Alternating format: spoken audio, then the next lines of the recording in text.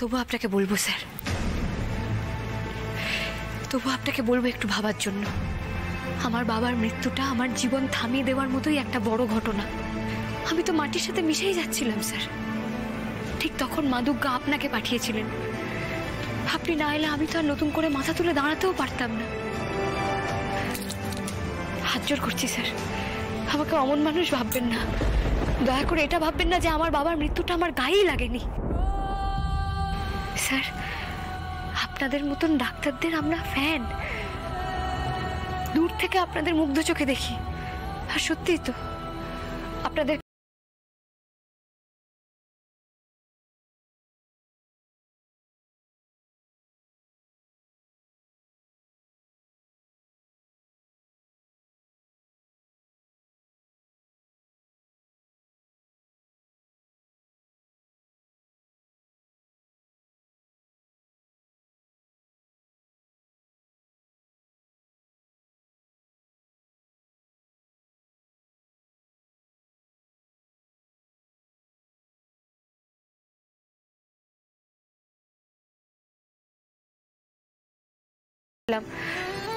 সেটা তো আমি ঠিক করে রিয়েলাইজই করতে পারলাম না।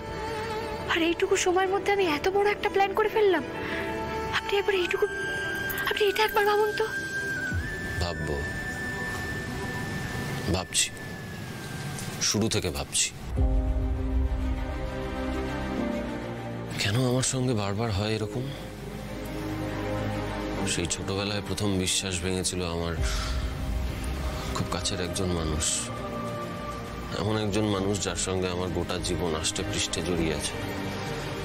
এত বছর ধরে রোজ একটু একটু করে সেই ক্ষতটার সঙ্গে লড়াই করে চলেছি। হয়তো হিল হচ্ছিল আস্তে আস্তে উনটা, কিন্তু তখনই আজকের এই ধাক্কাটা সবটা ভেঙে চুরমার করে দিল। নিজেকে জোড়া লাগাচ্ছিলাম আদর্শের জোরে, মানুষকে মানুষ ভাবার আদর্শ। গরিব লোক বড় লোক আমি এই সমস্ত কখনো বিচার করিনি। এমনকি আমি এটাও মনে করি না যে গরিব লোক মানেই ধাপ্পাবাজ হবে, জোচ্চোর হবে, লোভী হবে। আমি বিশ্বাস করি না। আর আমার এই মনে হওয়াটা ভুল ছিল না। শান্তি পেতাম মানুষের পাশে নিঃস্বার্থভাবে দাঁড়াতে পেরে। অন্তত আজ পর্যন্ত তো পেতাম। আজ পর্যন্ত কেন স্যার? আপনার ভাবনার মধ্যে তো কোনো ভুল ছিল না। ঠিকই তো, গরিব মানেই তো অসৎ নয়। আপনার প্রত্যেকটা কথা না আমার এখন কাঁটার মতো গায়ে বিঁধছে জানেন। আপনি এত কষ্ট পেয়েছিলেন স্যার? সে কষ্টের কথা মনে করে আপনার আজও চোখ ভিজে আসছে স্যার? আপনার সাহস হয় কি করে আমাকে এই কথাগুলো জিজ্ঞেস করার? কোন সাহসে জিজ্ঞেস করছেন? স্যার, আপনি কষ্ট পেয়েছেন সেটা জিজ্ঞেস করার জন্য সাহসের দরকার তো পড়ে না। কষ্টটা চিনতে লাগে, আর আমি তো কষ্ট চিনি। বলুন না স্যার, কে দুঃখ দিয়েছিল আপনাকে? আপনার কোনো অধিকার নেই সেটা জানার। প্রত্যেকটা মানুষের বিশ্বাস ভেঙে চুরমার করে দিয়ে এসে এখন আমাকে কষ্টের সংজ্ঞা বোঝাচ্ছেন। আবার জিজ্ঞেস করছেন, প্রশ্ন করছেন যে আমাকে কে কষ্ট দিয়েছে। হ্যাঁ, প্রশ্ন করছি, আর বারবার প্রশ্ন করব। এই যে আপনি আমার উপর এত রেগে আছেন, আমাকে এতটা অবিশ্বাস করছেন কেন বলুন তো? শুধুমাত্র একটা মানুষের কথার ভিত্তিতে? কতদিন চেনেন আপনি সেই লোকটাকে? কতদিন চেনেন আপনি রকেটদাকে? আচ্ছা ঠিক আছে স্যার, আপনি রকেটদার কথায় আমাকে অবিশ্বাস করছেন তো? ওর কথাতে আপনি আমাকে অবিশ্বাস করছেন? আপনি আমাকে একটা মাস সময় দিন স্যার। এই একটা মাসের মধ্যেই আমি প্রমাণ করে দেবো যে আমি কোনো দোষ করিনি। আর এই লড়াইটা আমি শুধু একা আমার জন্য করছি না স্যার। তাই আপনি এত কিছু কেন করবেন শুনি? আপনার আদর্শের প্রতি আপনার আস্থা ফিরিয়ে আনার জন্য, গরিব মানুষদের প্রতি আপনাদের বিশ্বাস ফিরিয়ে আনার জন্য করব স্যার। এই বিশ্বাস আবার জোড়া লাগবে স্যার, বাস একটা মাস। না,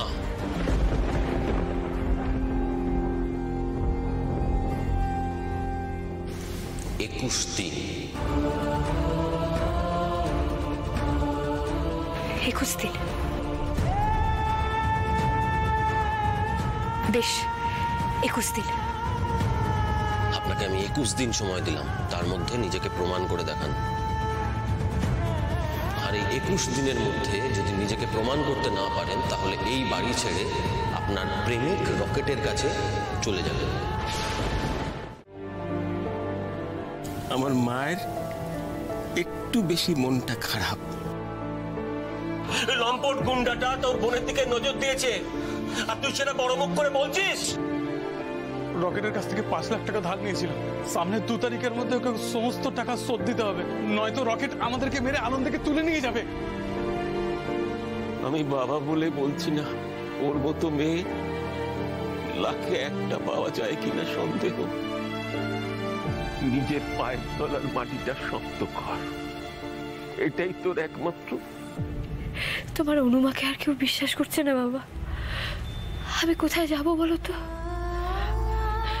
কে শুনবে আমার কথা? তুমি শুনবে, তুমি শুনবে। আমি জানি তো, তুমি যেখানেই থাকো না কেন, আমার মাথার উপর সবসময় তোমার হাত আছে। ও বাবা, বাবা, তুমি আমাকে শক্তি দাও যাতে আমি এই লড়াইয়ে জিততে পারি।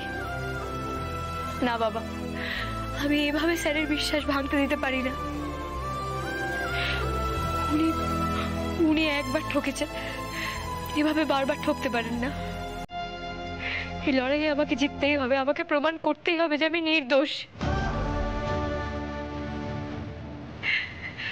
ও বাবা, তুমি আমাকে শক্তি দাও বাবা, তুমি আমাকে ধৈর্য দাও, যাতে নিজেকে নির্দোষ প্রমাণ করার আগে আমি হাল না ছেড়ে দিই।